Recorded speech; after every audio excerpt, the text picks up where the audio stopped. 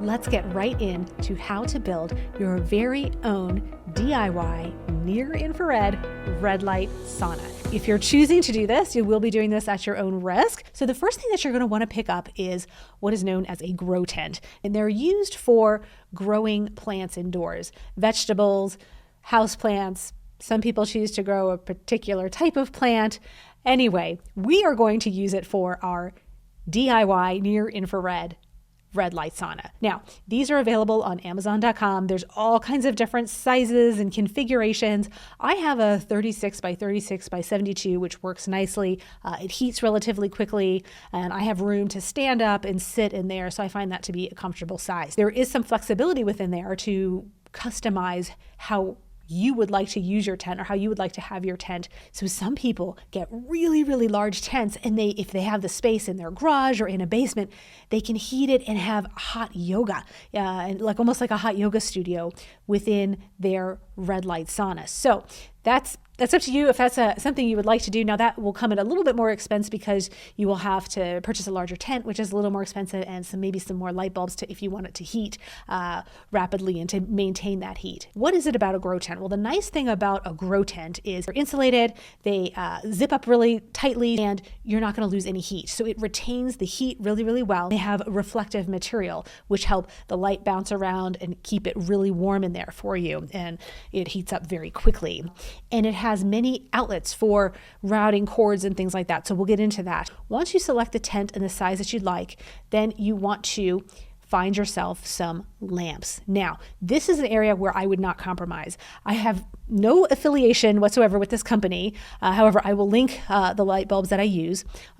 You can get them off of Amazon, and I believe you could get 3 of them for less than $100, or at least you could. And these are the RubyLux red light bulbs. And the reason I recommend these is they are designed for near-infrared red light saunas. In fact, many of those companies that you see online that have quite expensive tents and things like that are leveraging these lights. So that's where I wouldn't compromise, right? Because that's the therapy that you want, is the red light. You want it to be in the right spectrum. You don't want it to off-gas stuff, and you want them to work. Once you have your bulbs, you're going to need a way to mount them somewhere to plug them in. And I am still on a mission for the right type of cage because I would like to protect the bulbs a little more than I do.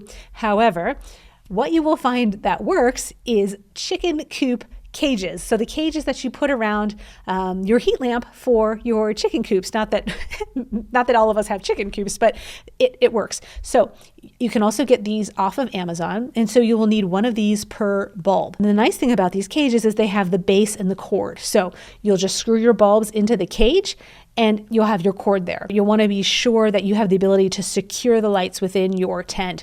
So the tents, they're pretty easy to set up. They just have metal poles and basically a fabric material that goes over the poles. And so you have structure within there where you can hang your bulbs. The little cages have clamps on them, but you might find them a little finicky. So I recommend maybe you want to tie wrap them in or figure out the configuration of bulbs that you would like within your sauna. Because if you have a big enough one and you want to lie down, that could work. So you could hang them from the ceiling. That would probably be one of the easier ways to do it safely because you could just hang them. There'd be no risk of them falling. When you go up one of the poles, you may have to get a little creative with tie wrapping or making sure they're very, very secure because you don't want your bulbs to fall. One of the things that I will caution you about with the lights, if the bulb were to get wet with, say, some perspiration, there's a chance that it could shatter. So do be very, very mindful. Hence, one of the reasons I'm still looking for some better cages. So if you have any ideas or you've come across something, please feel free to leave it in the comments below. Once you have your bulbs in their cages and you have them mounted the way you want to, you're going to have your cords, and I highly recommend that you take your cords and you route them through the tent and into a surge protector that is outside of your tent. And again, just for the same reasons, because you're dealing with a lot of perspiration and moisture, and you kind of don't want that to mix with the electricity. So put your surge protector outside the tent, and again, you're going to find the tents have a lot of holes and spaces for you to route cords through. It's perfect. And then you will probably want one of the surge protectors with the switch, so then that way you can just switch it on and all your bulbs come on.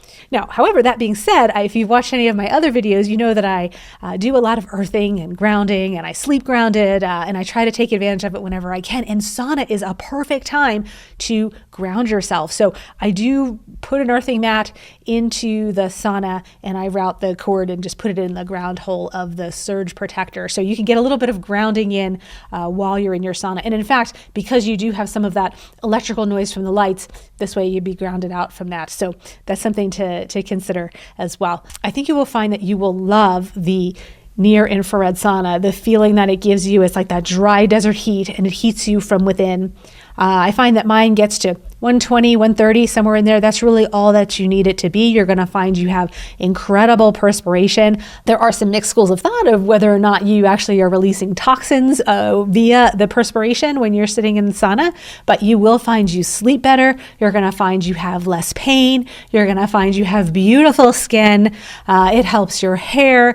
There's certain spectrums of the red light that actually can help your eyes. It keeps your heart rate up, so you'll have great cardiovascular benefits. In fact, if you choose to go inside your sauna after a workout and you wear a heart rate monitor, you're going to find that your heart rate stays up. And so it's like you're getting an extra 20, 30 minutes of exercise just by sitting and quote recovering from your workout. It has been proven that sauna has wonderful cardiovascular benefits over time and can actually extend your life if you sauna regularly.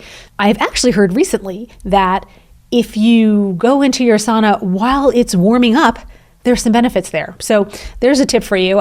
You might want to do some research on what that might be, but I know historically it's like, oh, you want to wait for your sauna to warm up and then get in. But anyway, I've heard that there might be some benefits to going ahead and getting in early and just kind of enjoying it while it warms up. There's a lot of benefits to sauna. So I just thought I would bring that to you as a way to sauna in an affordable way.